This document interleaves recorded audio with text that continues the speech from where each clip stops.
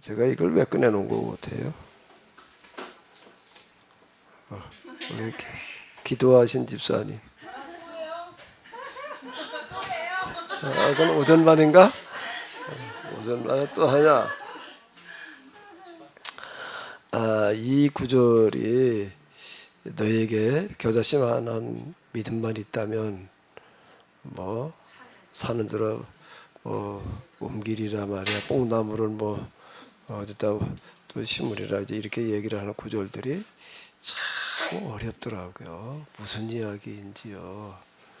근데 이제 제가 그 하나님을 경험하는 그 경험이 이제 하나의 기초를 이루게 되는데, 하나님을 경험하면서 이렇게 보니까 물질의 원리나 영생의 원리가 같더라. 제가 그 얘기를 이제 자주 이렇게 했잖아요. 그러니까 물질의 세계를 움직이는 힘이 어디서 나오는가 하게 되면 생각, 정신에서 나오는 거예요. 물질의 세계를 움직이는 힘이 하나님의 영이시다. 이제 그 얘기가 이제 이 얘기인데, 그건 이미 양자역학에서도 얘기하는 거잖아요. 양자의 세계, 즉 극리세의 세계로 들어가면은 물질과 정신이 구분이 안 된다. 하나다 이렇게 얘기를 하고, 근데 정신이 물질을 움직인다 이렇게 얘기를 한다.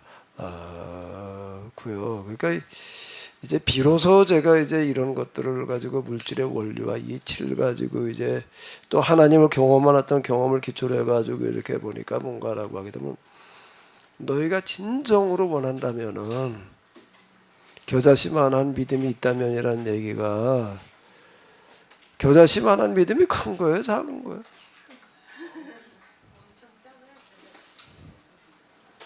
작은데 그게 쉬운 게 아닌 것 같아. 그러니까 그건 누구나 할 수 있는 건데, 근데 뭘 어떻게 할 땐가 하면 그걸 정말로 간절히 원하느냐 아니냐에 달려 있다라고 하는 거야. 그러면 그게 실현되어진다는 거예요. 이게 바른 방향일 때 얘기예요. 물론 근데 덮어놓고 뭐든지 바라면 다 된다.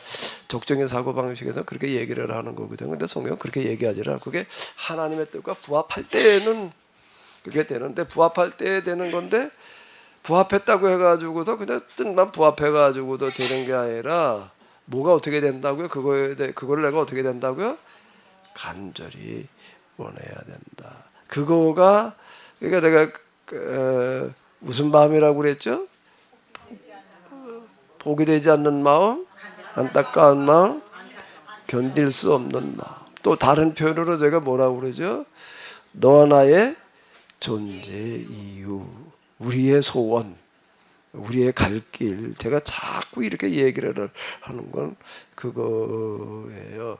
그러니까 여러분들이 여기 오셔가지고 할 수 있는 가장 큰 게 있어요. 난 뭐 별로 할 줄도 모르고 뭐 할 수 있는 것도 별로 없고, 절대 그렇게 얘기할 수 있는 게 아니라, 뭐가 제일 중요한 거라고요? 우리가 볼 때 뭐 돈을 좀 가진 게 있고 뭐가 활동하는 능력이 있고 그러면은 그거 가지고 될 것 같은데 전혀 아니라는 거예요. 간절한 마음이다라고. 그건 할 수 있잖아요. 근데 그것도 그렇게 쉬운 건 아니야. 근데 하나님에게는 그분이 가장 크신 분이잖아요. 전부이잖아요. 그게 나의 존재 이유가 될 때까지 가야 돼. 존재 이유가 될 때까지 가야. 뭘 끄떡끄떡은 잘하더라고. 앞에 앉아가지고 딴 사람 그냥 이렇게 쳐다만 보는데 끄떡끄떡. 목사님, 그 믿음이라는 게 그게 쉽지가 않은 것 같은데요. 들어보면. 네. 다윗이나 누구죠? 여러분. 그 사람들이 믿음이 없던 사람들은 아니잖아요. 저보다 믿음이 더 좋은 것 같은데요, 그 사람들이. 근데 나중에 어쩔 수 없이 자기 생각이, 그걸 알면서도 그 짓을 한 것 같은데요. 알면서도 이기도 하고 어쨌든 믿음이 없는 거예요. 그거에 대한 절대 확신이 없는 거거든. 그게 그러니까 항상 하나님을 믿는다라고 하는 거는 선택의 기로에 놓이는 거예요. 극과 극으로 나뉘어지는 선택의 기로에 놓인다. 여기서 내가 어떻게 하느냐라고 하는 거가 중요한 거예요.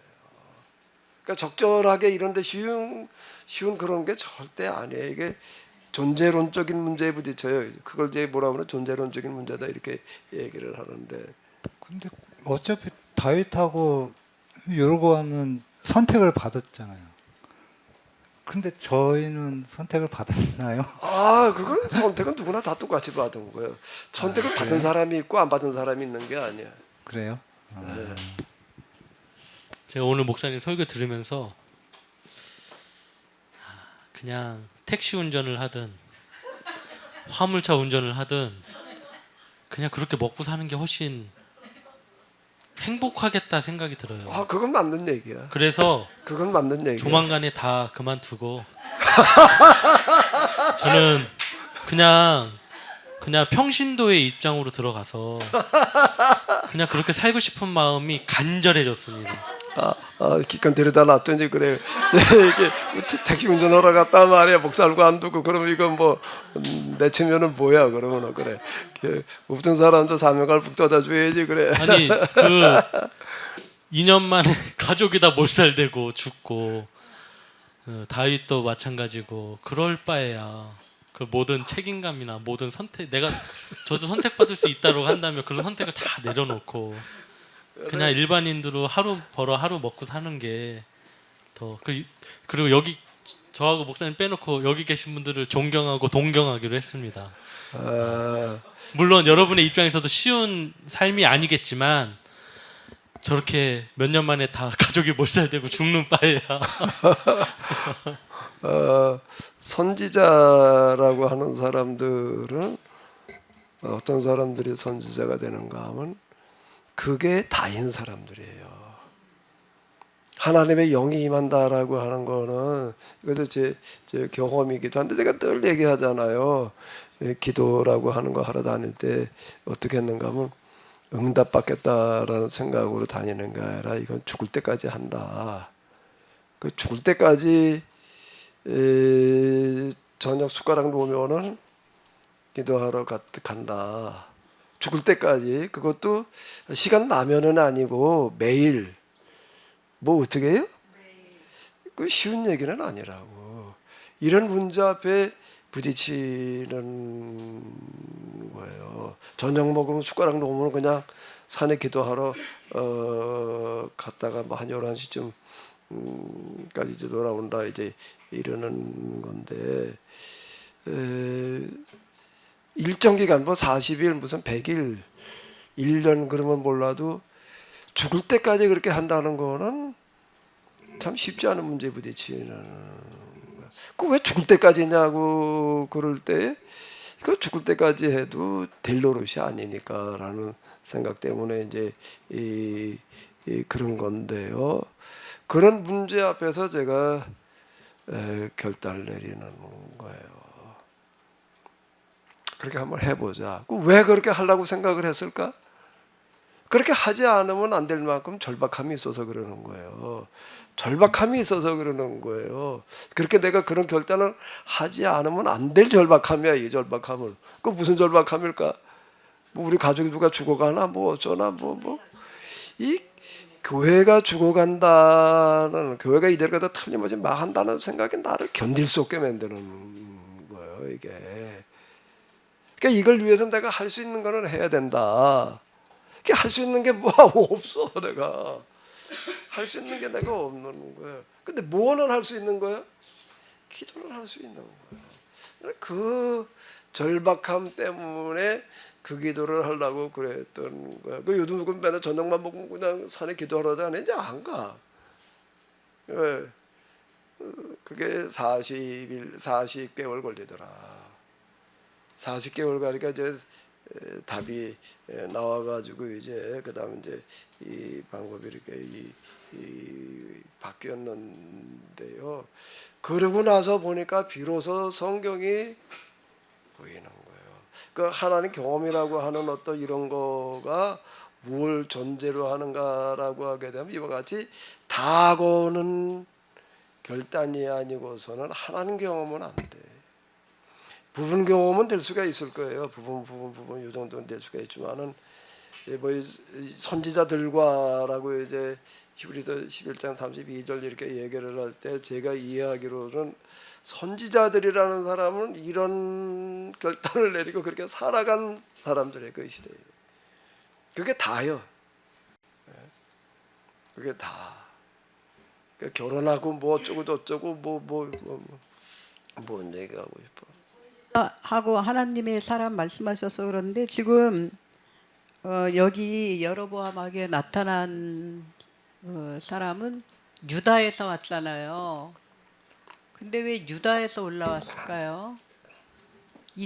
북이스라엘의 원래 선지자 예언자 전통이 더 강하고 또 여로보암이 북쪽 왕이니까 그 사람을 책망하려면 북쪽에 선지자가 있어야 돼요. 아모스도 정확하진 않은데 남쪽 사람일 거야.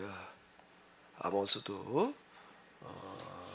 그건 꼭 그쪽 지역에서만 등장하지는 않는 거고요. 그게 그 일반적인 그런 정서 이런 거하고는 또 예언자들 무리가 모여 있는 데는 또 조금 달라요.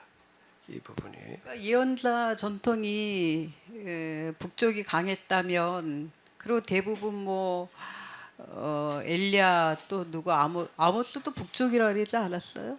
아모스는 아마 베들 성전을 가두지라 그 남쪽 사람일 거야. 그 북쪽에서 활동한 이 선지자들 가운데도 남쪽 출신의 사람들이 있어. 아 남쪽 근데 사람의 출신이 그게 아모스인지 북쪽 그게 좀 확실하지 않은데 예, 기억력이 왔다 갔다 해가지고 그런데요. 남쪽 출신의 사람들이 북쪽에 와서 예언 활동한 문서 예언자 가운데 그런 사람들이 있어요. 그게 아마 아모스였을 거라고 그렇게 생각을 하는데 예. 그리고 본문에 보면 레위 지파 사람들은 여로보암의 혼합주의와 타협하지 않고 남왕국 유다로 떠났다 그랬잖아요. 근데 남왕국도 그 당시에는 뭐 더 심하게 혼합주의고 더 심한 그 중앙 집권주의고 제사 중심일 텐데 왜 레위 사람들이 여로보암의 혼합주의에 타협하지 않고 남왕국으로 떠났던?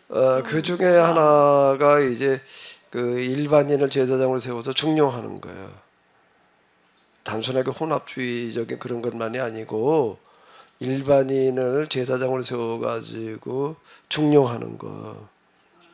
그것 아모스가 아모스가 남자 그러니까 출신. 일반인들을 레위인이 아닌 일반인을 제사장으로 세우니까 레위인들이 전부 떠난 반발하는 거라고요. 거죠 이제. 꼭 단순하게 혼합주의적인 어떤 이런 거라기보다도 그리고 이제 어쨌든 이 사람들이 그래도 여로보암이 왕이 되니까 기대감들이 컸을 거 아니야. 특히 이제 다윗 솔로몬 치하를 거치고 났으니까 이제 그게 이제 안 되니까 더 이제 실망하는 부분도 있고 이제 등을 돌렸다는 얘기야. 그러니까 이 사람들이 레위인들이 그러니까 여론 주도층인데 이 사람들 떠나고 나니까 이제 여로보암이 더 이제 정치적인 타격이 큰 거지. 그런 부분이 있는 거예요. 아까 말씀하실 때 지방 성소는 건물이 없어서 그냥 산당에서 제사를 드렸다 그러셨잖아요. 산당은 그 전부터 이제 그게 산당은 약간 혼합적인 색깔을 좀 가지고 있는 데기는 한데 그러니까 산당이라고 이렇게 얘기를 하는 거는 뭔가라고 하게 되면은 그러니까 건물이 없는 산. 예, 뭐 계곡. 산당하면 네, 그렇게 이미지는 얘기를 떠오르는데 근데 레위인들을 전국 이스라엘에 38개 이렇게 동네로 지역으로 나누고 레위인이 가는 곳마다 작은 이제 성소가 생겨서 그 교육을 안식일 때 다 중앙으로 오는 게 아니라 이렇게 성소에 모여가지고 그렇게 하는 계약법을 공부했잖아요. 공부하려면 건물이 뭔가 있었어야지. 거죠. 지방 성소에는 건물이 없다 그거는 그러시니까. 공부하기 위한 거지 제사 드리기 위한 건물은 어쨌든 아니라는 그래도 얘기예요. 건물은 뭐 있었을까. 그러니까 그 정도 가지고는 제사를 드릴 만한 그런 규모가 안 되고 그냥 모여서 공부할 만한 조그만 그런 거였다는 그건 이제 그 지역에 따라 형편의 사정에 따라 좀 이제 달라졌을 텐데 제사를 드리기 위한 그런 건물이 별도로 있지는 않는 거예요. 그런 전통은 없어요. 그게 이제 내가 성서를 보는 우리 역사에서 이 성경에 그런 사상과 우리나라 고조선의 사상이 유사하다라고 얘기한 것 중에 하나가 다른 문화권들 이렇게 보기에는 조금 규모가 있는 데들은 다 신전을 지어놓는다고. 신전과 신상이 지금 유물로도 나와요. 근데 고조선에는 유물을 발굴하려고 그러는데 아무리 찾아도 없는 게 고분은 많아. 고분이 많아가지고 보니까 여기가 수도였을 거다라고 추정은 되는 거예요. 고분을 보니까 고분은 왕의 무덤이잖아. 그러니까 여기 틀림없이 수도야 옛날에. 여기가 수도인데도 불구하고 근데 아무리 뒤져도 뭐가 없는가 왕궁터가 없는 거예요. 왕궁터가 없어요. 그리고 또 뭐가 없는가 하게 되면 신전 흔적이 없는 거예요. 신전과 신상이 없는 거예요. 그래서 이렇게 얘기를 하면은 아이 뭐 규모가 조그마니까 그랬지라고 이렇게 생각하지만은 옛날 고조선으로 올라가면은 아니에요. 그래서 동북아에서 제일 강한 세력이었다고. 강한 세력이었어요. 중국의 은나라는 그 우리 조상들이 세운 나라에 저 본토에 가가지고 저 중원에 들어가가지고서 그건 뭐 다 아는 얘기라고요. 그 정도 세력을 가지고 있었는데도 불구하고 뭐가 없는 거 왕궁터가 없고 신전과 신상이 없는 거예요. 그건 뭔가라 그러면 만들 수 없어서가 아니라 그런 걸 만들려는 생각이 없는 거예요. 그 고대의 중국의 그 신전 뭐 이거 놓은 거 보니까 어마어마해. 지금 남아 있는 거 어디 그 TV에서 한번 보여주는데요. 우리는 그런 게 없어요.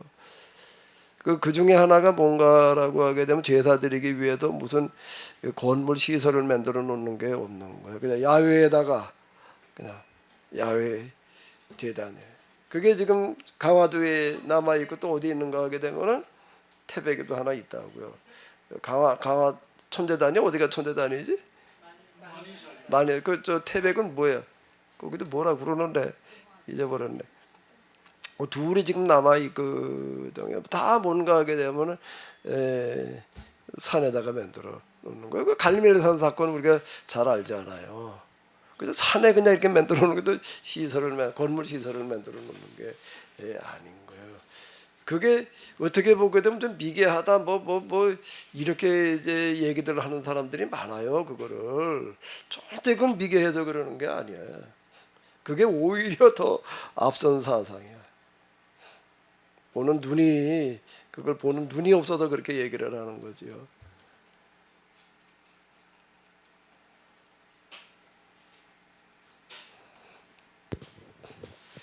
또 처음 듣는 얘기라고? 아니 그 부분 아니 아니요. 이하석 사모님 뭐 듣기만 하면 처음 듣는다 처음 처음 들은 새로웠다. 것도 있어요, 목사님 사실. 뭘 내가 처음 들어 맨날 한 얘기지. 지금 여로보암 이야기에서요, 목사님. 네.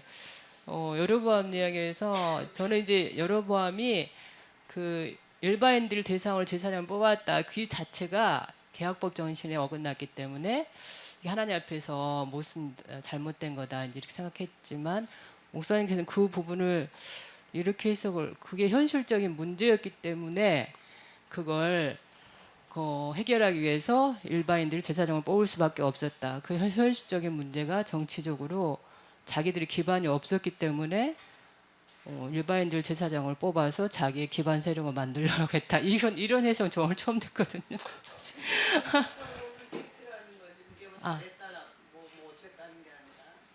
네네. 그래도 된다는 게 아니고 그 근본적인 이유는 그거였다는 거잖아요. 네네. 그런 문제 그러니까 여로보암이 부딪힌 문제가 그런 문제인 거예요. 그리고 그만큼 그 당시에 여로보암이 그 나라를 세우려는 가치와 정신에 부합하고 함께 하려는 그런 사람들이 소수였다는 거네요.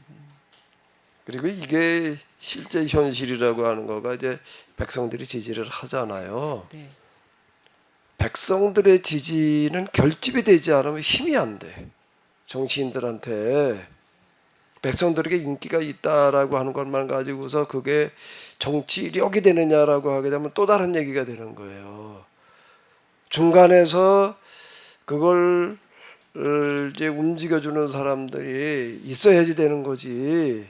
그게 없으면은 백성들의 그 지지만 가지고서는 정권 유지가 어려워. 그게 현실이에요. 어디나 그건 다 똑같은 얘기야 지금. 그 중간에서 움직여주는 사람이 있어야지 되는 거거든요. 그 사람들이 이제 그 시대 다 이제 유지고 다 이런 사람들이라고. 그 사람들이 움직여줘야지 백성들이 움직여주는 거지. 그 사람들 가만히 있는데 백성들이 이게 그 도망난 때 뭐냐 그렇게 움직여지지 않느냐 그건 어쩌고다 그게 가능한 얘기지. 그렇게 움직여지는 것까지는 기대하기가 어려운 거야. 그 이제 여로보암 정권이 부딪히는 문제가 이런 문제에 부딪히는 거예요. 이런 문제가. 그러다가 보니까 그냥 자꾸 사람들은 또 이제 또 허던 습관대로 이제 길들어져 가지고 자꾸 이제 예루살렘으로 갈라구들 그러는 거 아니라 가는 사람이 있으니까 그렇게 했을 거 아니야. 그러니까 이걸 나라를 지탱하기가 이제 굉장히 지금 어려운 문제에 부딪히는 거예요 지금. 이제 거기에다 신앙 논리만 가지고 나갈 거냐, 정치 논리로 타협할 거냐의 문제 앞에 부딪히는데 대부분 정치 논리에 타협해. 그거 안 한 사람이 여기 아까 누구 요시아하고 히스기야 둘밖에 없는 거예요. 그걸 안 하는 사람이 그 많은 왕들 중에 없어. 그러니까 500년 역사에 2명만 합격을 받는. 그게 현실이에요. 그게 쉽지 않은 얘기라는 거예요. 그럼 목사님 지금 그 제가 어렸을 때 교회 건축한다 할 때 교회에서 이 다윗의 그 비유를 많이 들어서 교회를 많이 지었거든요. 그리고 다윗에 나오는 그런 성경 구절을 인용해서 성전을 아름답게 하나님 건 최고로 해서 지어야 된다. 그래서 교회를 많이 지었는데 그러면 혹시 저희도 신전을 지은 건지. 스데반의 얘기에 의해서 신전이라고 그러는 거야. 그러면 스데반은 그렇게 말을 하는 거야. 스데반은. 지금 우리가 신전 짓기 운동은 좀 그만해야 될 것 같고, 제가 지난 화요일에 서울에 무슨 뮤지컬이 있어가지고 가는 길에 비가 좀 많이 내렸는데 신림이라고 하는 지역에 좀 비가 오니까 좀 천천히 가면서 우연히 왼쪽을 바라봤는데 되게 큰 건물이에요. 근데 딱 봐도 교회 건물이에요. 근데 거기에 마트가 들어섰더라고요. 교회 건물이 마트로 바뀌었더라고요. 근데 지금 저희 땅덩어리보다 더 큰 교회 건물이거든요. 어떤 사연이 있는지는 모르겠지만 교회 건물을 다이소인지 뭔지 그 2층은 그런 식으로 꾸며놓고, 근데 보이진 않아요. 보통 다이소나 이런 데는 유리로 돼 있어서 다 보이는데 간판만 교회 건물 이렇게 붙어있고 밑에는 마트고 뭐 이러는데 되게 이상하더라고요. 유럽 교회가 뭐 맥주집으로 바뀌었다고 하는 그런 모양으로 그렇게 바뀌는데, 만약에 성도들이 다 빠져나가고 교회에 남아있는 사람이 얼마 안 돼서 그 교회가 그냥 이 건물이나 땅을 다 팔고 그렇게 된다면, 지금 어제 며칠 전에 제가 본 그 장면이 20년 안에 이루어질 한국의 모습인 것 같은데 너무 가슴이 아프거든요. 되게 속상하고. 그 신전을 지금까지 저희가 지은 게 아닌가 생각과 동시에 그 교회가 떠올랐어요. 내가 몇 년 됐는데 벌써 뭐가 있는가 하면은 교회 경매 사이트라는 데가 있더라고. 경매 사이트야. 교회만 경매하는 사이트가 어제 하나 따로 있었어요. 근데 거기에 올라와 있는 매물이 어마어마하게 많아. 어마어마하게 많은데 조그만 건물들이 아니라 거의 다 큰 건물이야. 그러니까 이제 비뜯어 가지고도 지었단 말이에요. 이제 지구에인데 이제 이 코로나라고 하는 거가 교회에 굉장히 그 타격을 줬어요. 교인들이 일단 모이지를 못하니까 비뜯어 가지고서 교회 지은 데는 아주 다 이제 그냥 나랑에 부딪힌 거야. 그 교회를 이렇게 잘 조르면 뭐 교인들이 모여가지고 부흥을 해가지고 이제 갚는다 이런 생각을 하고 그렇게 믿고 이제 이렇게 했는데 뭘 이게 코로나 때문에 아예 예배 자체를 못 드리는데 뭐 그래가지고 그때 부도나는 일이 허다한 거예요.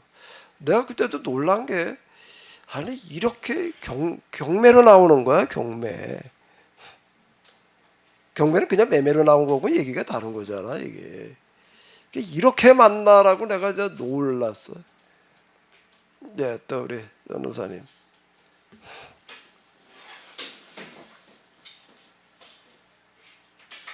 하나님의 사람이 남유다에서 북이스라엘 왕 여로보암한테 와서 앞으로 300년 후에 일어날 일까지 예언을 하고 그렇게 하고 그 다음에 여로보암이 뭐 같이 밥 먹자고 하는 그런 모든 것도 다 하나님께서 그냥 돌아가라고 했다 하고 이제 돌아가는 길에 북이스라엘 선지자를 만나서 이제 뭐 우리 말씀 쪽으로 보면 유혹을 받고 돌아가는 길에 이제 같이 식사를 하고 사자에게 이제 잡혀서 죽는 그런 거를 봤었을 때 진짜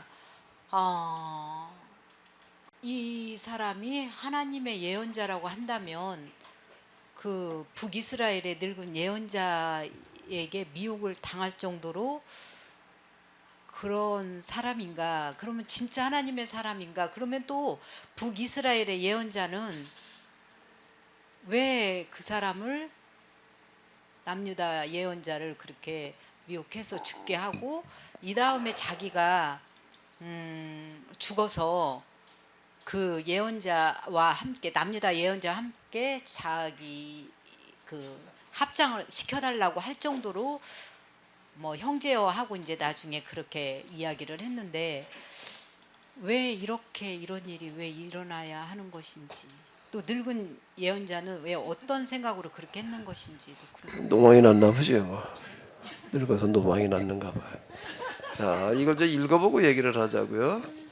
읽어보고 이거 읽어보셨는지 모르겠는데 다 자, 현대 성경으로다가 그 마이크 잡고 읽어요. 전도사님이 읽으셔. 같이 시작. 그때 베델 성읍에는 늙은 예언자 한 사람이 살고 있었다. 그는 예언자 학교를 세운 후 많은 제자들을 가르치고 있었으므로 그날에 있었던 일을 전혀 모르고 있었다. 그러나 그의 제자들이 베델 성소에서 일어난 일을 모두 전해 주었다. 하나님의 사람이 그날 베델에서 행한 일과 왕에게 선포한 말을 그대로 늙은 예언자에게 들려주었다. 그 말을 듣고 늙은 예언자가 물었다. 그 사람이 어느 길로 돌아갔느냐? 제자들은 유다에서 온 하나님의 사람이 돌아간 길을 봐두었다가 알려주었다. 늙은 예언자가 급하게 명령하였다. 내 나귀의 안장을 치워라. 제자들이 나귀의 안장을 치우자 그 늙은 예언자는 나귀를 타고 하나님의 사람을 뒤쫓아갔다. 늙은 예언자는 어느 느티나무 아래에 앉아 쉬고 있는 그 사람을 만나서 물었다. 당신이 유다에서 온 하나님의 사람이요? 그렇습니다. 하고 그 사람이 대답하였다. 그 늙은 예언자는 왕보다 더 성공적으로 자기의 명성과 위치를 확보하고 싶었다. 그래서 우선 그 하나님의 사람과 유대 관계를 맺기 위하여 그를 자기 집으로 초청하였다. 나와 함께 우리 집으로 가서 식사라도 합시다. 하나님의 사람은 왕의 초대를 거절할 때와 똑같은 말로 거절하였다. 나는 당신을 따라서 돌아갈 수 없습니다. 나는 이곳에서 누구 집에 들어가 먹거나 마실 수 없습니다. 여호와께서 내게 그것을 엄격히 금하시고 심지어 갈 때와는 다른 길로 돌아서 오도록 명령하셨기 때문입니다.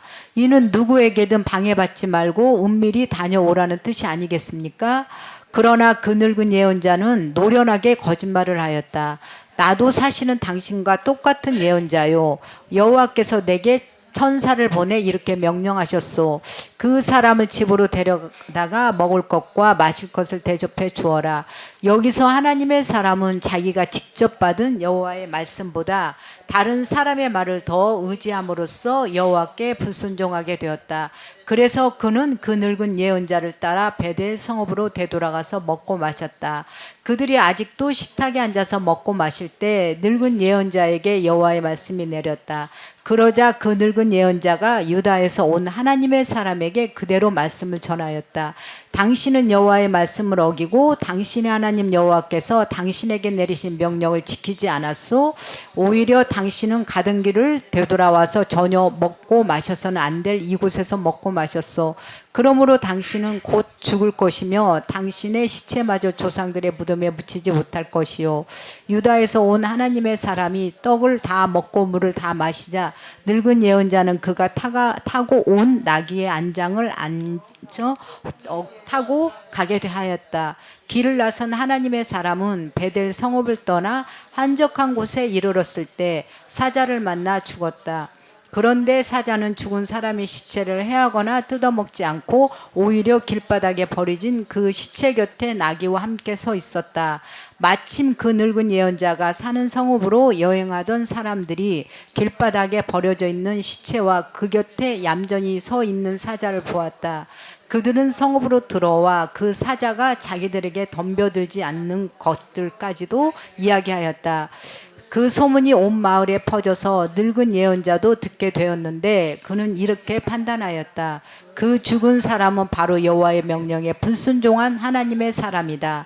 여호와께서 그에게 예고하신 대로 사자를 보내 물어 죽이게 하신 것이 틀림없다. 그는 자기의 나귀의 안장을 얹도록 제자들에게 이르고 즉시 나귀를 타고 현장에 가보니 마을에서 들은 소문과 꼭 같았다. 나귀와 사자는 시체 곁에 그대로 서 있었고 사자는 죽은 사람의 시체를 뜯어 먹거나 나귀를 해치지 않았다. 그 늙은 예언자는 하나님의 사람의 시체를 그가 타고 갔던 나귀에 싣고 돌아와 슬피 울며 장사 지내 주었다. 이리하여 하나님의 사람은 마침내 늙은 예언자의 성읍으로 영원히 돌아오게 되었다. 늙은 예언자는 그 하나님의 사람의 시체를 자기의 가족 묘실에 안치하고 나의 형제여 슬프도소이다 하며 울부짖었다. 장례식이 끝난 후에 늙은 예언자가 제자들에게 이와 같이 유언하였다. 내가 죽으면 하나님의 사람이 안장된 바로 그 무덤에 같이 묻어주시오. 그가 여호와의 말씀에 감동되어 베델의 제단과 사마리아 지방에 있는 모든 산당에 대하여 선포한 예언이 틀림없이 그대로 이루어질 것이기 때문이요. 이런 내용이 여기 이제 기록이 되어져 있잖아요. 제가 이제 오전에도 열왕기상 13장 이 부문의 예언자들에 관한 이야기가 예언자가 어떤 사람들인지를 우리가 살펴보는데 많이 도움이 된다. 왜 이렇게 기록하는 데가 없으니까. 예언자들이 여러 활동들에 대해서 얘기를 하고 있지만 여기 이제 좀 어떻게 보면 좀 이제 그 뒷면의 이야기들이잖아요. 이제 굉장히 이게 도움이 된다라고 제가 이렇게 얘기를 이렇게 했거든요. 그리고 그 당시 그 예언 활동들이 어떻게 전개되어져 가고 있었는지 또 예언자들과의 관계 뭐 기타 등등을 우리가 좀 엿볼 수 있는 그런 부분들이라고요. 일단 여기 뭐 늙은 예언자라고 그러자고 늙은 예언자라고 그랬으니까 이 사람은 어떤 사람이지요?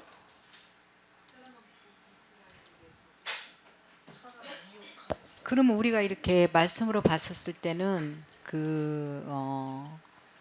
엘리사의 뒤를 이어 그 제자들을 교육시키고 하는 그런 엘리사의 뒤를 이어가 엘리사 이전의 사람이에요. 이 사람. 이 사람의 네. 사람인데요. 여기 보게 되면은 그는 예언자 학교를 세운 후 많은 제자를 가르치고 있었으므로라고 그러는데 실제 원문에 이런 얘기가 없어요. 이건 현대 성경의 얘기예요. 왜 그런가 하게 되면은 개정 개혁으로 이렇게 보시게 되면은 베델에 한 늙은 예언자가 살더니 그의 아들들이 와서라고 그랬지. 그가 예언자 학교를 세워가지고 많은 제자들을 가르치고 있었다는 얘기가 없다고요. 그런데 왜 그 현대 성경은 예언자 학교를 세워가지고 제자들이 와서 알려줬다고 얘기를 할까? 뭔 근거로 그렇게 얘기를 할까요?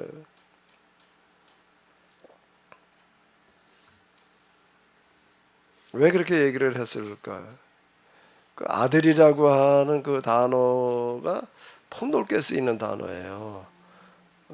그저 부자간의 관계만을 의미하는 어떤 그런 단어만은 아니라는 부분이 있는 거고, 그리고 또 하나는요, 왜 제자들이라고 이렇게 얘기를 하고 있을까요?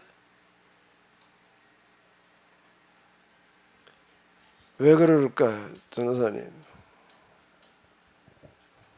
이것도 우리가 뭐 한번 좀 같이 살펴보고 가야 될 부분이거든요. 다음 뭐 주일 예배 시간 또 한번 다루기는 좀 그런 내용이고,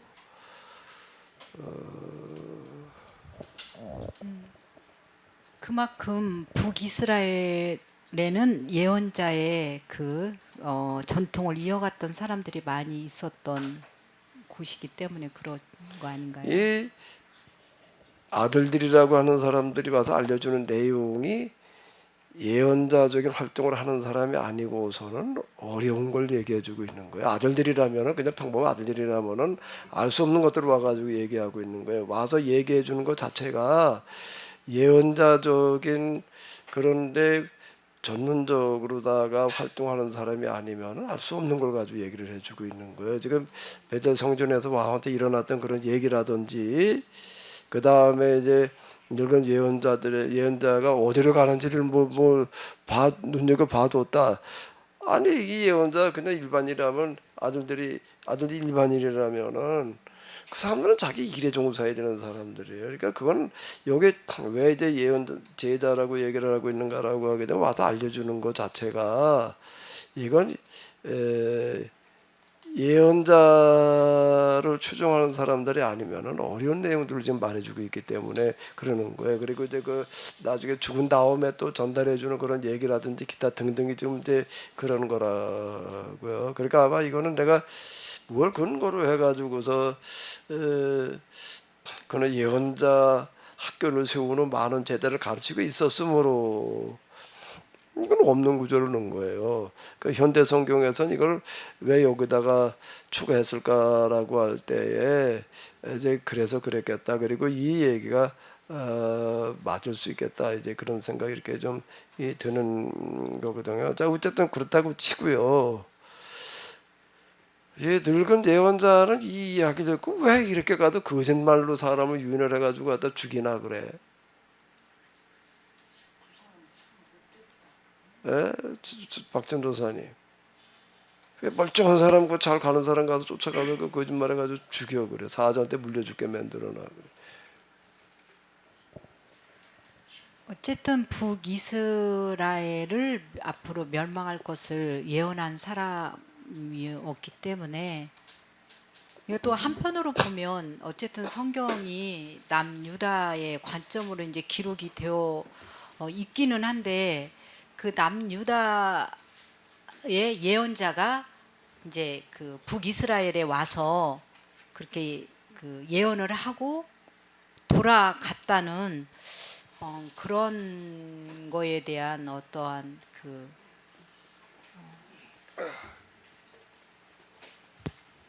불만 뭐 이런 것도 있지 않나요? 하도 거짓 예언자가 많으니까 거짓 예언자, 거짓과 기사를 일삼는 사람이 많으니까 북쪽 이 늙은 예언자는 진짜 그 사람이 하나님이 보내신 사람이 맞는가 확인해 보려고. 시험해 보려고 그래서 안 왔어. 근데 여기서는 맞았다는 거를 알고 있는 사람이었잖아요. 이 사람은 하나님께서 보내신 사람이라는 거를 뭘 가지고 아는 거지?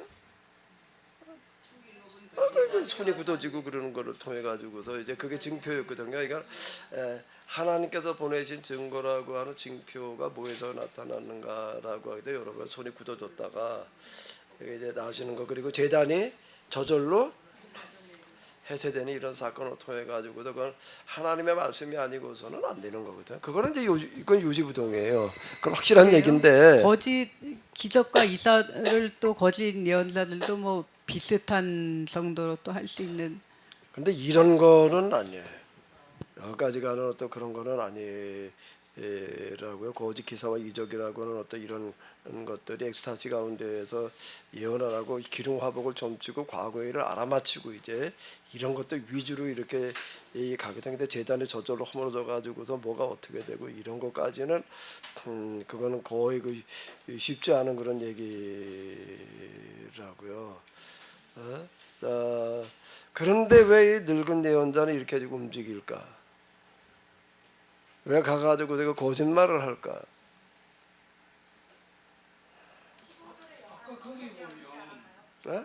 아까 현대성이 보면 그 늙은 예언자를 무슨 욕망과 무슨 아, 그건 거기 그 현대 성경의 얘기야. 그거는 그 현대 성경에 그런 거고 원문에 그거 없어요.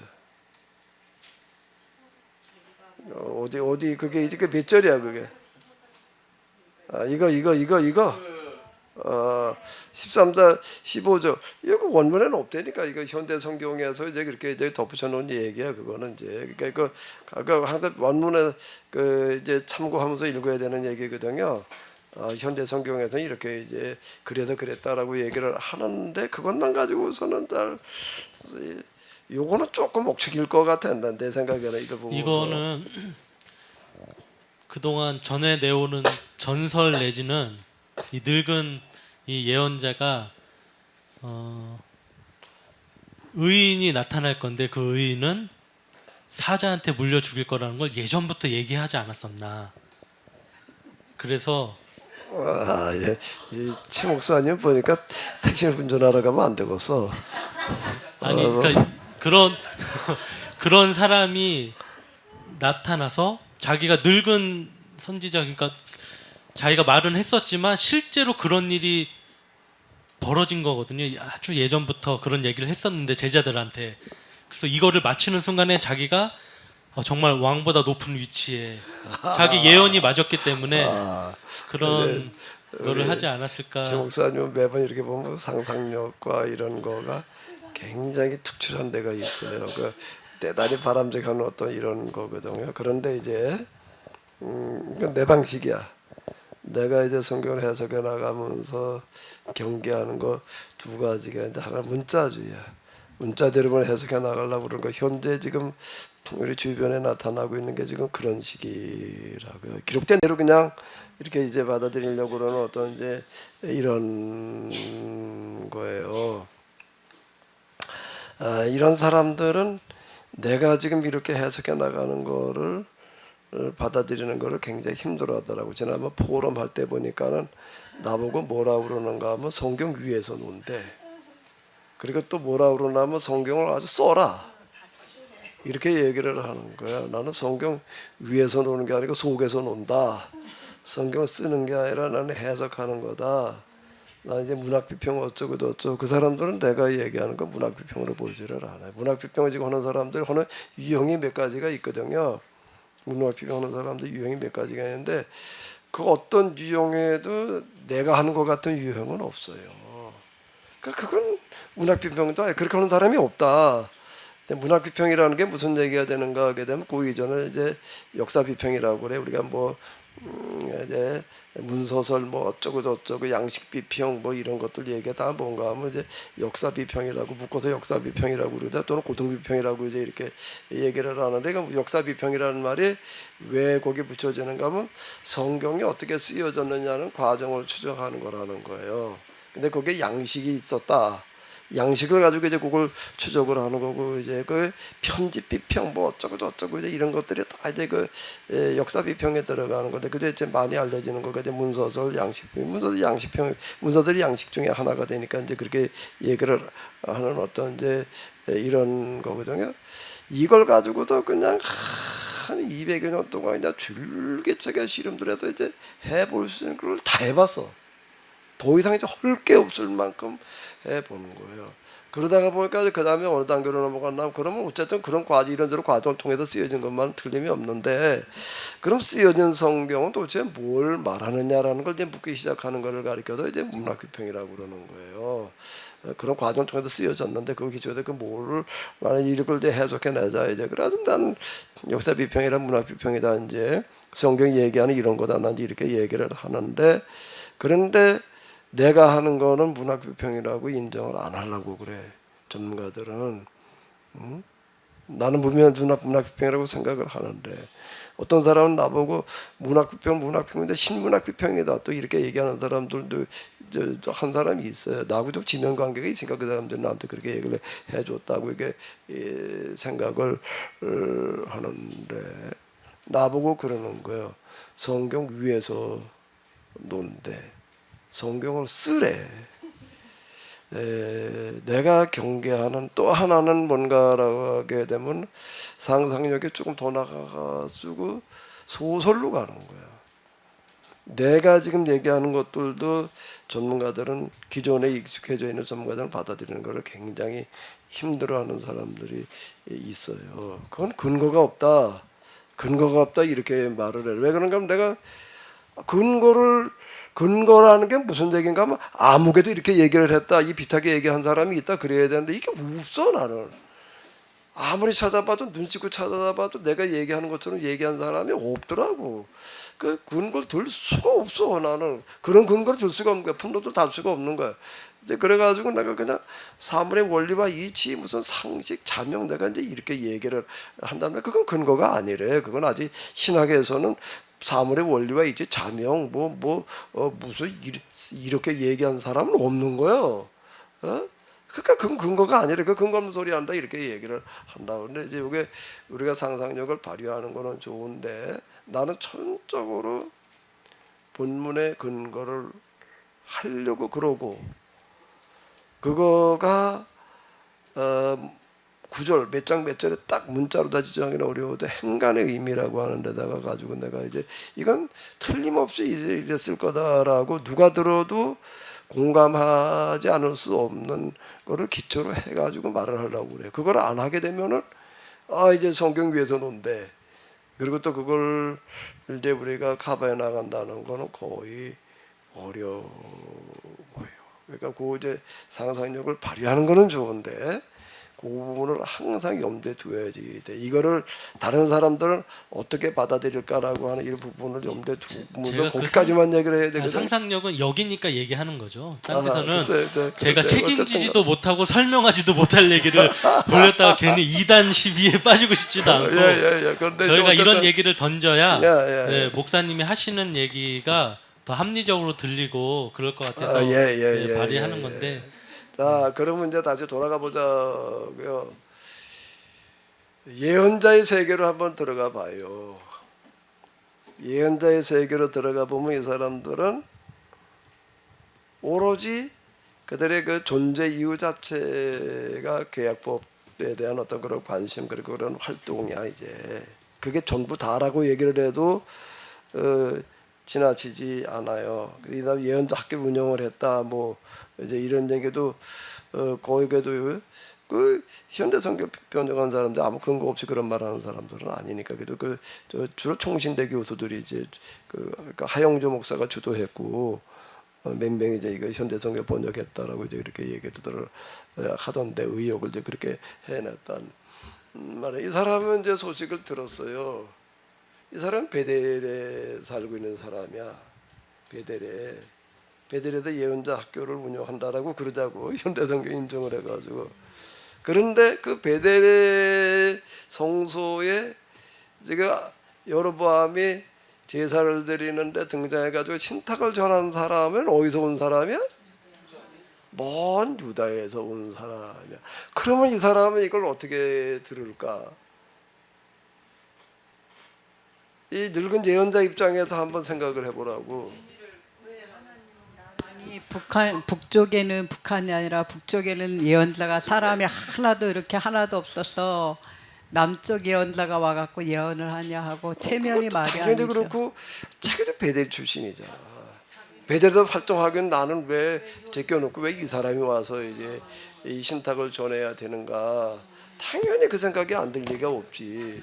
근데 예언자들이 되게 훌륭하신 인격의 사람들인 줄 생각하는데 그런 걸로 아니 그 생각을 아, 왜 드는 나는 것까지는 아니고 딴 무슨 사람이 그렇게 생각하고 비열하다 질투하고 어쩌다 그 그러고. 차원의 문제가 아니야. 이 사람이 거짓말을 했다는 게 지금 뭘 하는 건지를 이제 한번 들어보라고. 이제 그걸 한번 잘 생각을 해봐봐. 이제 그 사람 갖다가 함정에 빠뜨리려고 이제 이런 것처럼 느껴지는데 이제 이게 그 예언자 입장으로 돌아가가지고 생각을 해보는 거예요.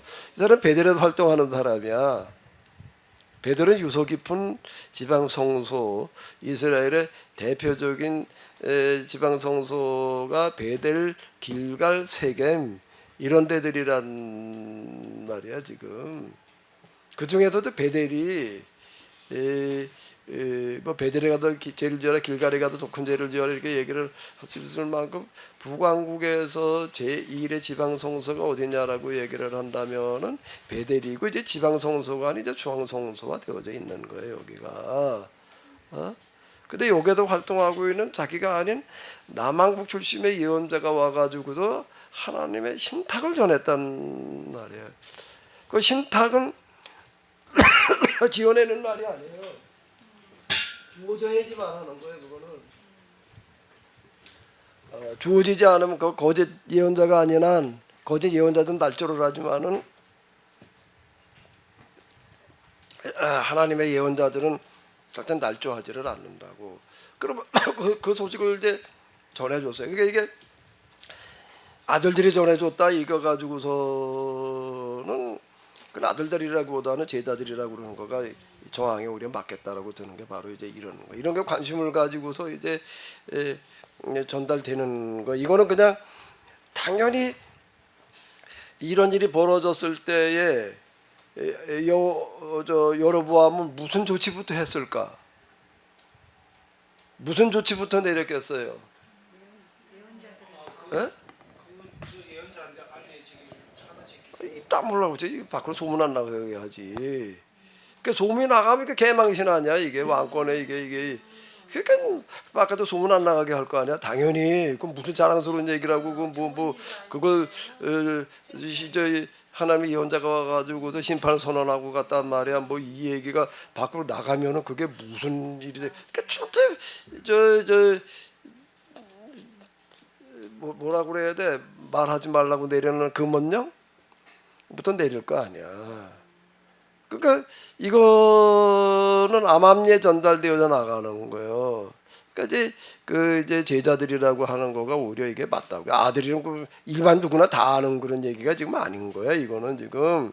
그리고 이 사람이 어디로 가는지까지도 봐뒀다 이렇게 얘기를 하잖아요. 그러니까 이런 여러 개 전문적으로 다 관심 가지고 있는 사람 아니면은 이렇게 얘기할 수가 지금 없는 거라고. 그리고 그런 게 전달이 되어졌어. 그 이 사람 궁금할 거 아니야. 이 사람 도대체 어떤 사람인데 하나님의 신탁이 그 사람에게 임했을까? 그래도 그냥 뭐 그런 날이 왔다 갔다 그러고 끝날 수도 있는데 이 사람은 이제 어떻게 하고 싶은 거야? 확인해 보고 싶은 거야. 이 사람은 도대체 어떤 사람이었을까를 확인해 보고 싶은 마음까지 든 거예요. 박정화 전도사님 같았으면 어땠을 것 같아? 늙은 예언자 입장이었다면요. 갔겠지요. 가서 뭐라고 그럴 거예요?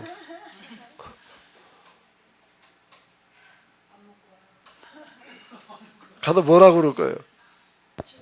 그러니까 이제 이런 상황이 진짜 하나님의 사람인지 또 그런 것들을 확인해 보고 싶어서 이제 만나고 싶었을 건데 진짜 하나님의 사람이라는 건 이미 확인됐으니까 그걸 확인하러 갔다는 거는 안 맞을 것 같아요. 실상은 그건 이미 드러난 이야기거든요. 그거는요. 그건 누구도 인정을 하는 거. 여로보암도 그건 인정을 하는 거라고. 이 사람이 하나님께 보낸 사람이라는 게 인정을 이제 그러니까 하나님께서 어떤 일을 하실 때는 그렇게 아주 명확하게 못을 박아놓고 들어가시거든요. 그러면 자기 그 북이스라엘의 예언자의 그러한 명예라든지 이런 걸 실축시키지 않기 위해서 이 사람을 죽이려고 계획을 세웠던 거. 죽이려고 그 사람이 예언자라면 하나님 예언자를 죽이려는 생각을 못해. 그런데 저는 이제 궁금한 게 이 진짜 남유다의 하나님의 사람이라면 진짜 하나님 앞에 이런 지금 이제 여로보암의 상황이라든지 이런 것도 이제 다 하나님으로부터 받고 또 와서 그러한 그 기적과 뭐 이런 것도 또 다 행할 수 있었고, 그런데 이렇게 늙은 선지자를 통해서 자기가 죽음을 당할 것을 자기에게 기름을 부어달라고 하는 의미 아니었어요? 알지 그러니까 자 못하고 다시요. 이 사람의 이 그 늙은 예언자가 무명의 예언자에 대한 어떤 시기심, 경쟁심, 기타 등등으로다가 했다라고는 얘기하기가 어려운 게, 그런 사람들은 예언자 활동을 할 수가 없어요. 그건 하나님 앞에 용납이 안 돼. 그런 수준 통한다. 그거는 저 귀신 나부랑이한테는 통할지 몰라도요. 푸닥거리하는 이 사람들한테 통하지만 하나님한테 그게 통할 것 같으면 어림도 없는 얘기예요. 그건 기본적으로다가 예언자들에게 있어서는 그 윤리적인 어떤 이런 문제들이요, 그건 얘기할 필요가 없을 만큼 명확한 얘기예요. 근데 경쟁심 때문에 그랬다, 말이야 죽이려고 그랬다라고 얘기를 하면은 예언자라는 이름에 이미 맞지를 않아요. 이 사람에게 또 신탁이 임하잖아요. 신탁이 임하고 이제 그러는 어떤, 그리고 예언자 학교를 운영하고 있었다라고 하는 어떤, 이렇게 예언자라는 그 이름은 양심의 사표예요. 여기에 절대 거짓이 용납이 안 되는 세계예요. 여기에는요. 그 거짓 예언자들에게는 입만 열면 거짓이 통하지만은요, 거짓말로 떠들어대고 그냥 뭐 요즘 그 TV 이거 인터넷 뉴스에 보니까 어떤 누가 뭐 또 어떤 저 교인한테 그냥 돈 갈취하는 뭐 그런 뭐 예언한다고 그러면서 그러는 떠드는 자 있더라고. 어떤 목사 이런 경우가 이제 있는데 그래서 자살하게 만들어 놓더라고요. 자, 그건 하나님의 영에는 어림도 없는 얘기예요. 그 얘기는요. 그 15절 나온 대로 그 아래 부분에, 그래서 우선 하나님의 사람과 유대 관계를 맺기 위해서 그거 말고요. 이거는 그건 이거는 잘못되고. 네. 잘못 집어넣은 구절 같아. 네, 네, 이건 유대 현대 관계. 성경 번역자들이 집어넣는데 네. 예언자들은 이렇게 움직이는 사람들이 아니야. 네. 그러면 예언 활동이 될 수가 없어요. 맞아요. 이게 하나님 앞에 통한다고 이런 마음 가지고 나가가지고 어림도 없는 얘기야. 이거는. 그리고 이 사람은 이제 뭔가라고 하게 되면은 요거가 제일 가능성이 있어요. 그래서 그런 거 하나님의 사람과, 그리고 도대체 그 사람의 이 평소의 활동은 나하고 뭐가 어떻게 달랐는지, 어떻게 해서 그 사람에게 신탁이 임했는지가 제일 궁금했을 것 같아. 그 사람한테 뭔가라고 하게 되면은 어떻게 해가지고서 신탁이 임할 수 있었는지, 왜 자기는 아니었는지, 이제 이런 부분이 제일 궁금했을 거. 그때 뭐 베트남 밑에서 그냥 앉아서 얘기해가지고 될 노릇이 아니니까 뭐라고 얘기를 해야 되나? 우리 집으로 갑시다. 그렇게 얘기를 이제 당연히 할 거 아니에요. 그때 이 사람이 딱 안 된다고 그러고 있는 거야. 근데 그걸 뭐라고 얘기를 하는 거지? 근데 거기다 거짓말을 하는 거예요, 이제. 거짓말을 하는 게, 이 사람은 내가 이렇게 얘기를 하면 이 사람은 그 명령을 어긴 것에 죽을 거라고 생각을 하고 그 말을 할까? 그럼 살인이지. 그렇게 되면 살인이죠.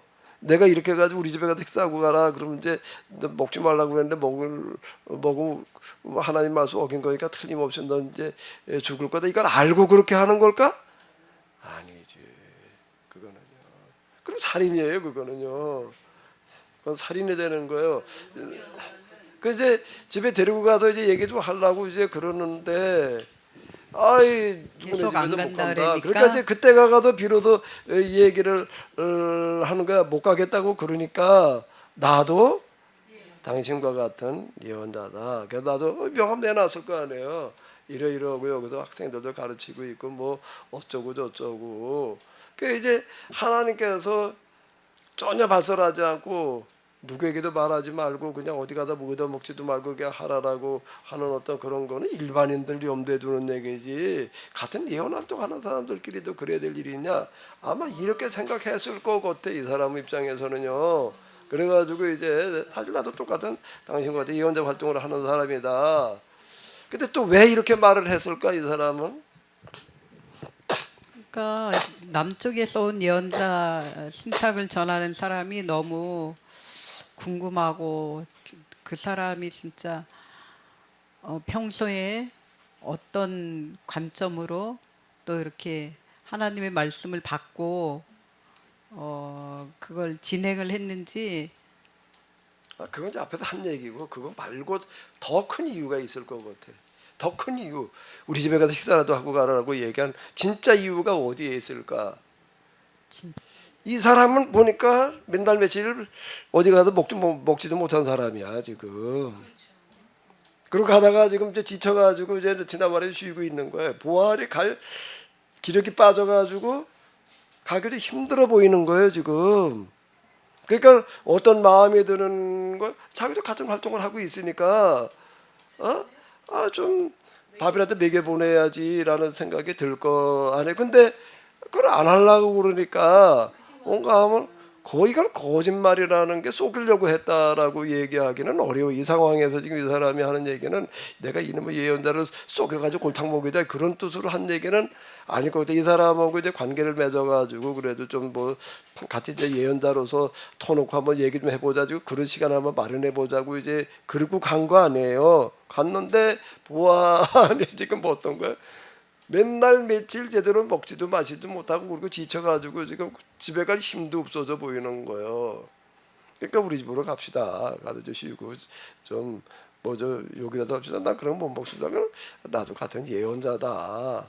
여기까지만 얘기를 해서는 안 될 것 같으니까 한마디 더 보탠 게 하나님께서 당신을 좀 대접해 보내라고 그랬다. 그러니까 이 무명의 예언자가 듣기에는 어때 보여요? 좀 그럴 것 같은 거. 일반인이 아니야. 이거는 일반이 아니라 예언한도 같이 하는 그런 사람 동료고 그러고 하니까 자 하나님께서 이 정도는 그냥 넘어가시는가 보다라고 받아들였다는 얘기예요. 이게 더 개연성이 있지 않을까? 그거를 어디에서 그런가라고 하게 되면 항상 근거를 가지고 얘기를 해야 되거든. 나는 이렇게 얘기를 하면서도 꼭 성경의 근거를 가지고 얘기하려고 하는 부분은 굉장히 나는 중요시해요. 뭘 가지고 그렇게 얘기를 할 수가 있죠? 늙은 예언자에게 말씀이 임하는 거예요. 당신은 여호와의 말씀을 어기고 당신의 하나님 여호와께 당신에게 내린 명령을 지키지 않았다. 이렇게 얘기를 하는데 이것도 이 사람이 이걸 미리 알고 그랬던 거라고 보기까지는 어려워요. 만약에 일부러 쏘게 먹으려고 그랬다라고 한다면 이런 신탁이 임하지를 않아. 거짓의 이 빛과 어두움이 절대로 함께 할 수가 없어요. 아닌가? 뭐라고요? 뭐가? 아닌 것 같은데. 근데 하나님의 신탁이 조금 더 일찍 임했으면 안 좋았을까요? 그러니까 이제 이거는 미처 늙은 예언자도 여기까지는 진짜 하나님께서 이것까지도 문제 삼으실 거라고는 생각질 못한 거예요. 그럼 어디에 그런 근거가 또 있지? 이 사람이 죽었을 때 직접 찾아가서 장례 치러주는 거 그리고 통곡하는 거에 들어있는 거예요. 근데 목사님 이게 근거가 아닐까? 그런 근거도 맞는 것 같기도 하고 아닌 것 같기도 한데 그 중에 하나가 어쩔 때는 현대어 성경이 잘 적용이 돼서 그거를 적용하고 어쩔 때는 이거는 말이 안 돼서 이거는 잘못 쓴 거라고 얘기를 하고 과연 저 같은 일개 쫄따구 목사가 그거를 분별할 수 있는 능력 내지는 또 성도들도 마찬가지고요. 이 후대에 누군가 이 영상을 보게 될 텐데 10년 후든 100년 후든 영상을 보게 될 텐데 참 고민이 많을 것 같아요. 지금 저희들도 어떤 거는 빼야 되는 거고 어떤 거는 맞는 거고 그리고 뭐 사모님도 이런 생각에 동의하실 것 같은데 100개 책 중에 99개는 A라고 얘기를 하고 한 책만 B라고 얘기를 하는데 그 책이 목사님 책이에요. 그럼 과연 우리는 99개를 따라가야 되는지 어떤 부분은 99개 따라가는 게 맞을 수도 있고 어떤 부분은 목사님 전적으로 맞는 걸 수도 있고 이게 결국은 그 저희가 각자가 다 하나님을 만나지 않으면 해결할 수 없는 문제이긴 한데 그건 또 보통 쉬운 일이 아닌 것 같고요. 헷갈립니다. 어떻게 될지. 그건 이제 상식이한테 물어보고 트럭 우리 운전이 편하겠어요. 자미한테 물어보면 돼 이제. 택시 운전이 편할 것 같습니다. 택시 운전 우리 저 우집사님 택시 운전 좀 얘기해봐. 택시 운전사하고 평생 살았어. 네, 택시 운전하고 때 뭐라고 좀 조언 좀 해줘 보셔. 택시 운전하겠다는데 어떻게 해야 돼? 목사님, 택시 운전 아무나 하는 거 아닙니다. 저희 신랑 택시 운전 20년 넘게 하고 지금 병들어서 손님들과 너무나도 많은 그러한 스트레스.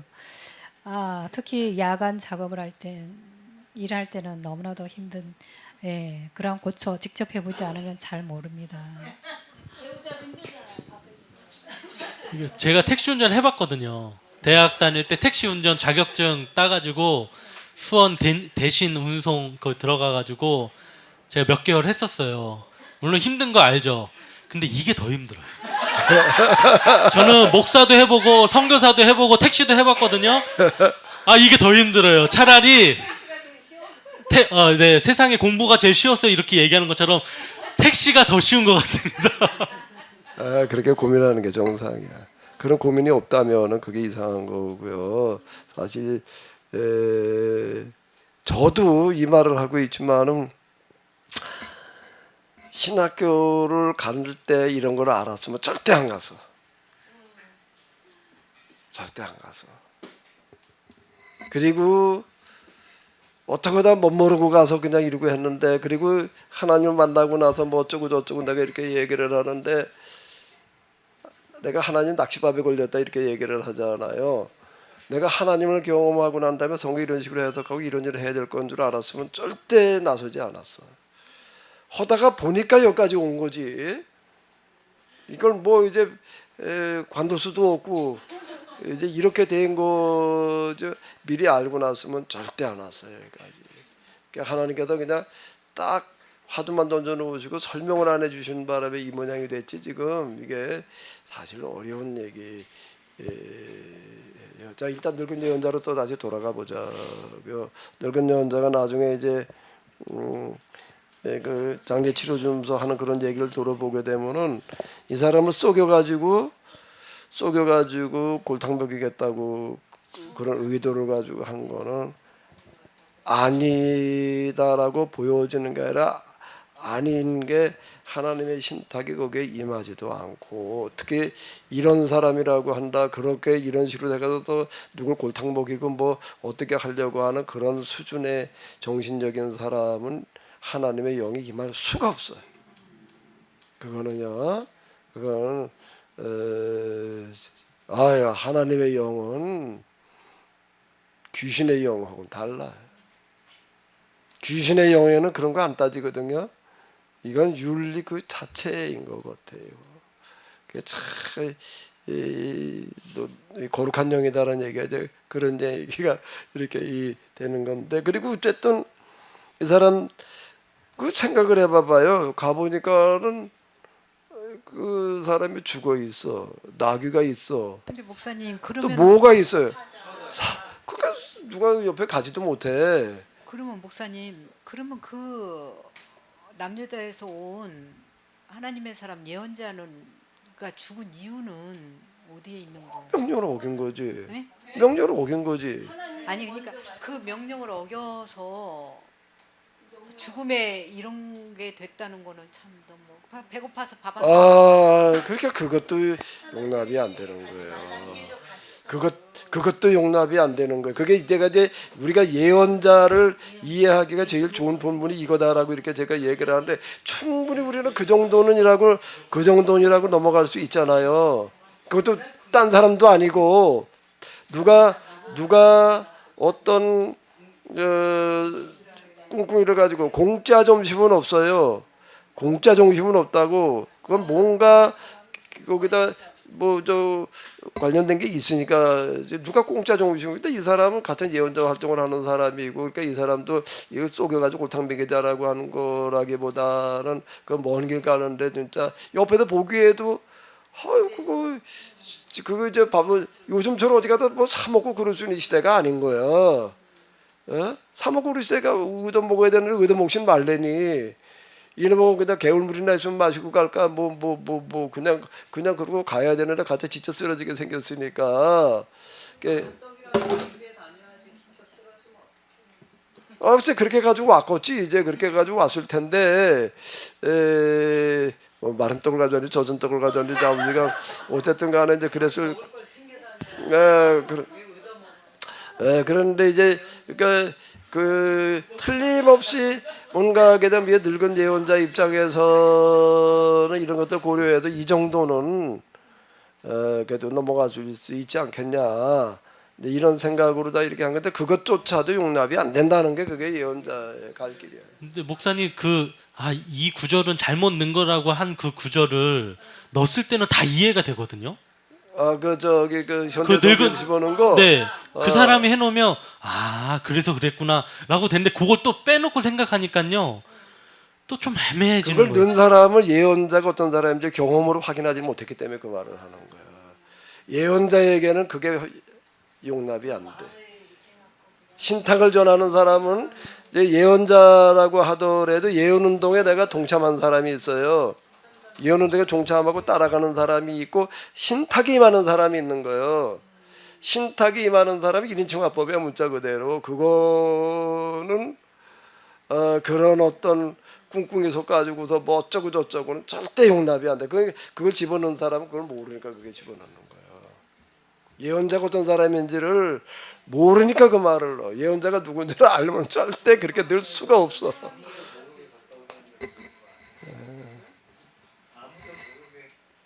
그러니까 이건 바람과 같이 왔다가 바람과 같이 고운 윗 와인 바람과 함께 뭐 사라지단가 고운 윗 와인든가 뭐 제목이 그런 것 같던데 그냥 바람과 같이 왔다가 이름도 남기지 말고 어디 사는지도 알리지도 말아야 돼. 왜 틀림없이 올 때는 관심 가지고 지켜본 사람이 없어. 근데 갈 때는 지켜본 눈이 있을 거 아니야. 그러니까 온 길로 가지 말아라. 그 얘기는 뭔 얘기가 되는가 하면 흔적 땡기지 말아라. 이제 관심을 기울이는 사람도 있을 텐데 그것마저도 예언자들이 저 미행을 따돌려라. 그러니까 예언자들의 그 활동이 사람마다 다 다르니까 그렇죠. 예레미야나 뭐 어떤 사람들은 뭐 드러내놓고 막 그냥 여러 가지 그 퍼포먼스를 다 하는 사람도 있는 것처럼, 근데 이 사람은 또 이렇게 이름도 없이 또 어떤 흔적도 남기지 않고 그 다 다른가 봐요, 그렇죠? 아모스나 이런 사람 저 누가 엘리야 같은 사람들 지속적으로 활동하는 사람이니까 이제 드러나지 그게. 근데 그래도 기본적인 거는 뭔가라고 하게 되면은 여기 이제 그게 잘 드러나 있다라고 하는 건데 밥 한 끼 물 한 모금 얻어맞을 생각하지 말아야 된다는 거야. 예언 활동하려고 할 때 이것 때문에. 이것 때문에 무슨 뭘 어떻게 할 걸로 생각지를 말아야 되는 거예요. 그 예언자를 살펴보는 데 있어서 우리가 이제 이 아주 그 중요한 본문이라고 내가 얘기를 하는 게 바로 이런 거. 예언자가 어떤 사람인지를 우리가 이 본만큼 이렇게 전달해 주는 데가 어디 있어요? 우리가 모두 엘리야 얘기 가운데에서 이걸 우리가 엘리사 얘기 가운데에서는 나만이 가지고 온 선물 아무것도 안 받잖아요. 그거에도 조금 추적. 여기말로 진짜 그런 거예요. 이제 예수님께서는 그걸 거저받았지 거저주라라고 이제 아무것도 가지고 가지 말라는 얘기가 선교 헌금 가지고 가지 말라는 얘기가 가서 죽은 자를 살리고 온갖 병자들 고치고 뭐 이러고 했을 때 그거 아무것도 손대지 말아라 그 얘기를 얘기하는 걸로 봐야지 그게 맞는 얘기가 되는 거예요. 그리고 이 사람은 이거 사자가 지키고 서 있잖아요. 문명의 예언자의 시체를 죽여만 놓고 끝나는 게 아니라 시체를 지키고 있는 걸. 뭘 어떻게 지키고 있는 거야?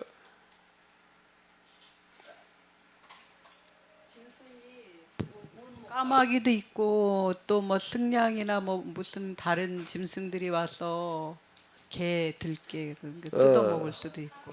그 사자가 지켜줬다는 얘기야. 근데 그것도 물론 그렇지만은 임자가 와서 시체 가져갈 때까지 지키고 있는 거예요. 이 사자는. 이 사자도 알아. 누구를 알까? 늙은 사자를 아는 거예요. 늙은 예언자를. 그렇게 해치지를 않아. 누구도 가까이 못 가는 거예요. 그 사자가 버티고 서 있는데 누가 가까이 가? 근데 이 사람은 두려워하지 않고 가는 거예요. 그럼 시체를 어떻게 가지고 와? 최 목사님 같으면 가지고 올 거야? 가가지고도 사자가 버티고 서 있는데 그거 가지고 온다고 가다 뭐 똑같이 물려 죽으려고 가? 근데 그러니까 어쨌든 그런 걸 우리가 정황으로 다 이렇게 놓고 볼 때 어쨌든 이런 사람들인데 이 예언자들이라고 할 때 예언자는 뭐라고? 더 극적으로 되려면 사자가 눈물을 뚝뚝 흘리고 지키고 있었다. 사자가 말을 했어요. 와서 데려가라고.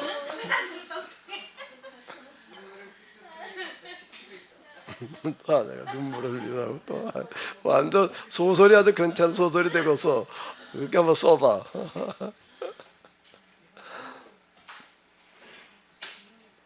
그래서 뭐 하고 싶은 얘기들이 많으실 것 같은데 좀 할 얘기 있으면 다 하세요. 우리 저 인터넷으로 보시는 분들도 팀즈로 보시는 분들도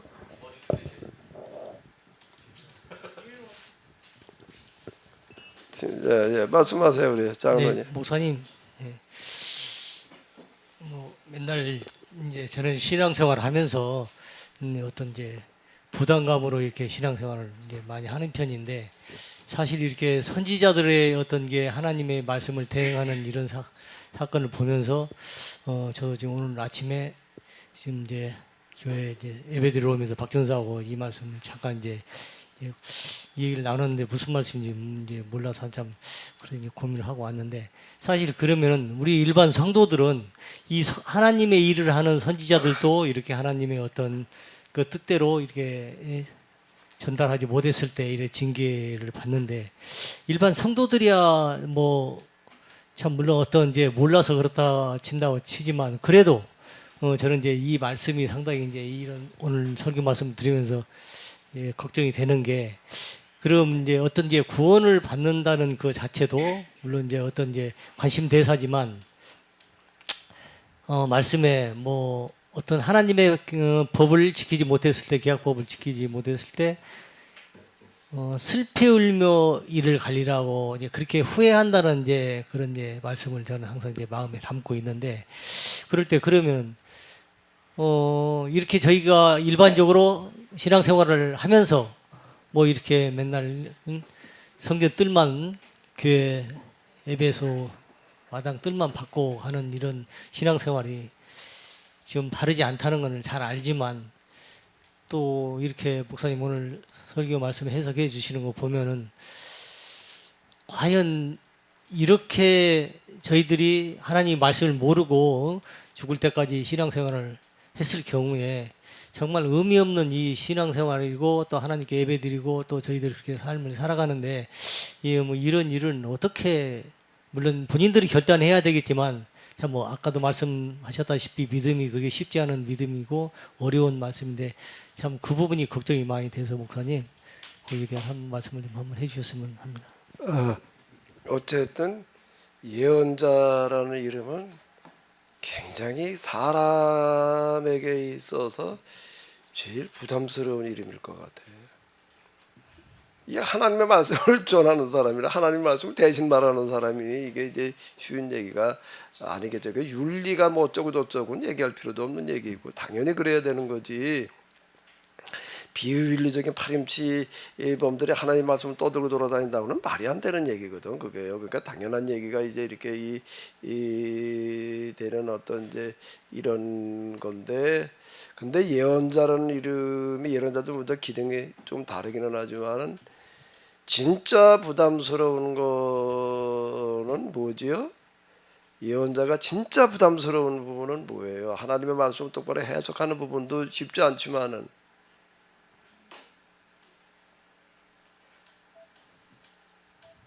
당면한 문제에 대한 길을 제시해야 된다는 거예요.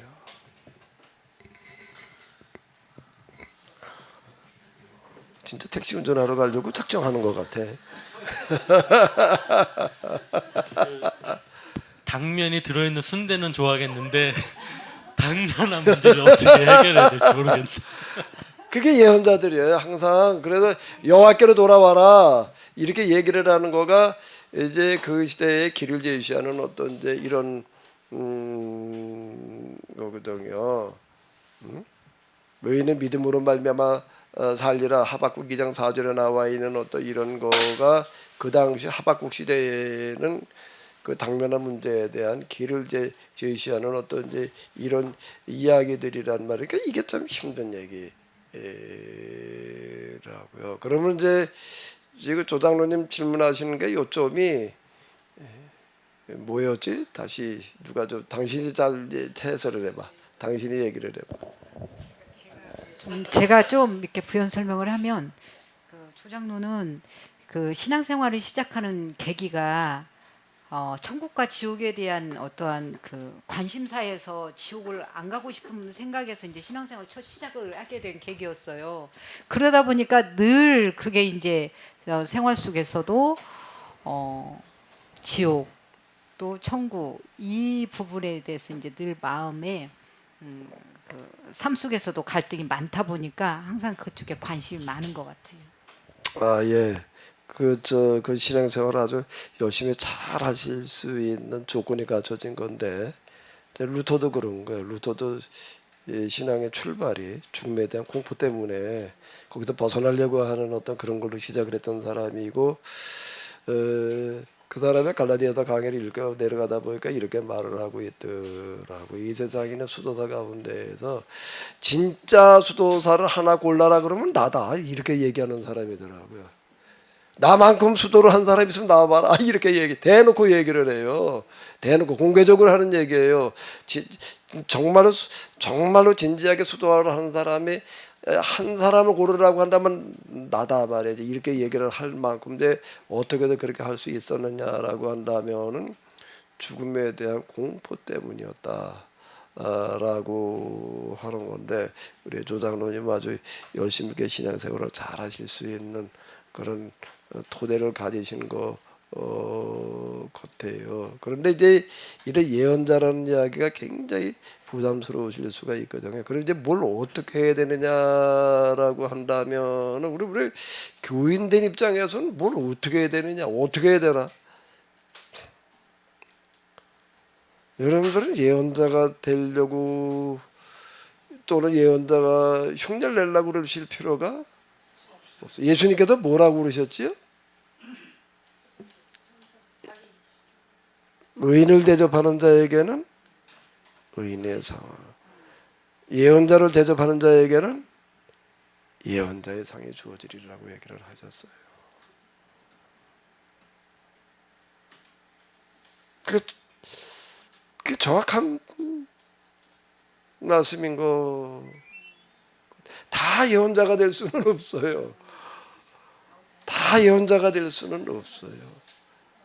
그런데 그 예언자가 살아가야 될 토양이 있어야지 또 예언자가 움직인다고요. 그게 뭐죠? 그 예언자를 대접하는 사람인 거예요.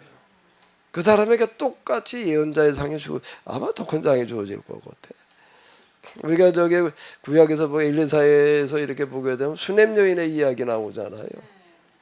수넴 여인의 이야기가 나온다고요. 그가 아들을 낳겠다고 생각해 본 적이 없어요. 근데 그건 누가 아들을 낳게 해준 거지? 엘리사가. 야 우리가 그 자기 종 데리고서 그러는 거예요. 야 참 이렇게 우리가 맨날 신세를 지는데 그 문제기가 뭐 그 사마리아에서 갈멜산까지 가는 거리가 꽤 멀어요. 그 중간이야. 근데 그 길목수다 늘 이제 엘리사가 이제 다니니까 이제 하나님의 사람인 줄 안단 말이에요.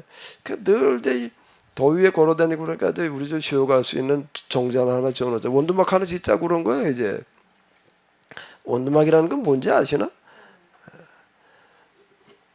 야, 우리 이렇게 좀 그래도 편일 봐주고 그러는데 뭘 좀 우리가 뭐 좀 해주세요. 아무것도 우리는 부탁한 거 없습니다. 바라는 거 없습니다. 그 아저씨한테 너 짓이야. 너 뒷조사 좀 해봐라. 저 여자한테도 뭔가 좀 필요한 게 있을 거 아니냐. 그 뒷조사를 해보더니 뭐가 어떻다는 거예요? 남편은 그 나이 차이가 많이 나고 이제 그러고 하는데 자식이 없습니다. 그러니까 124가 이제 그 자식을 낳게 해주잖아요. 그건 124가 한 거에 낳게 해달라고 그래가지고 그러는 게 아니야. 근데 그 자식이 또 죽었어요. 이제 또 갑자기 또 뭐 돌연사를 했다. 그러니까 또 그것도 살려줘요. 어떻게 해서 살려주지?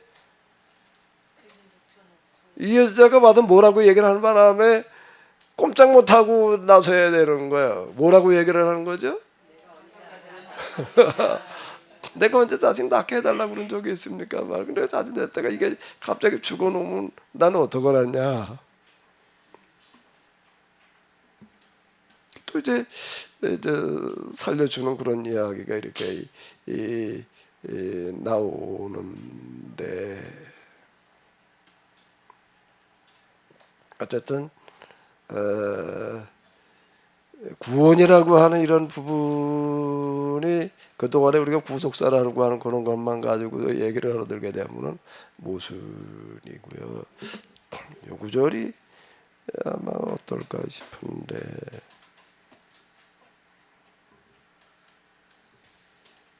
이게 구원인 것 같아.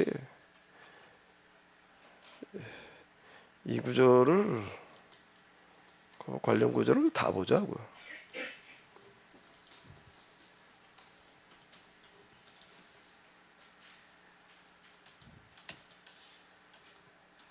마태복음 이게 마태복음도 19장인 것 같던데.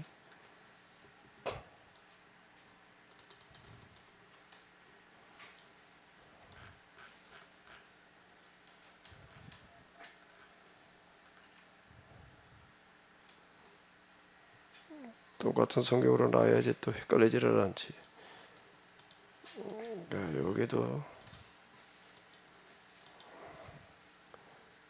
누가복음 18장 20에 여기를 바꿔야 되겠구나.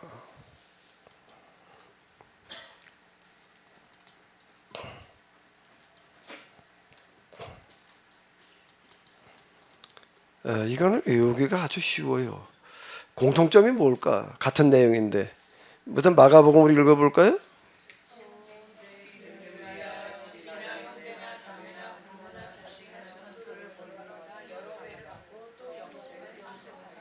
구원받는 방법이에요, 조장로님.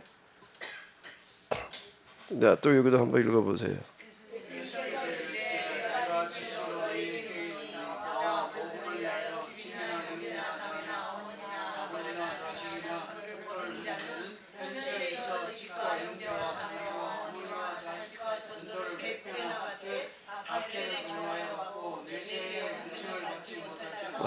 여기 영생 얘기하면 또 여기도 또 한번 읽어봐봐요. 똑같은 내용인데.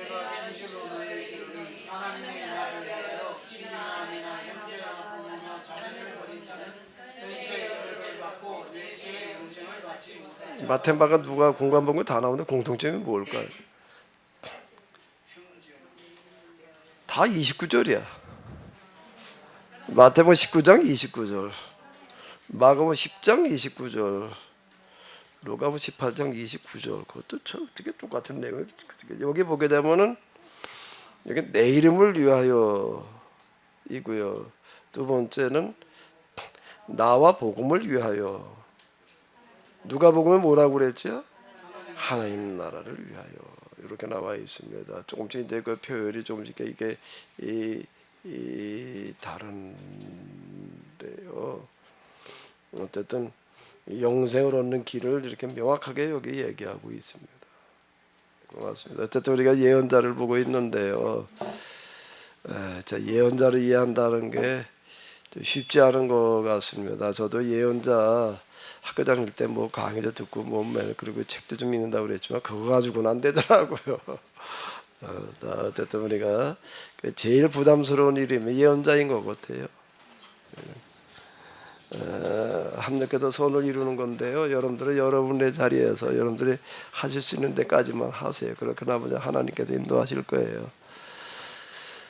네, 우리 다 같이 주기도문으로 마치도록 하겠습니다. 하늘에 계신 우리 아버지요, 거룩히 여김을 받으시오며 나라의 임하옵시고 뜻이 하늘에서 이룬 것 같이 이 땅에서도 이루어지. 오늘날 우리에게 일용할 양식을 주옵시고 우리가 우리에게 죄 지은 자를 사하여 우리들을 사하여 주옵시고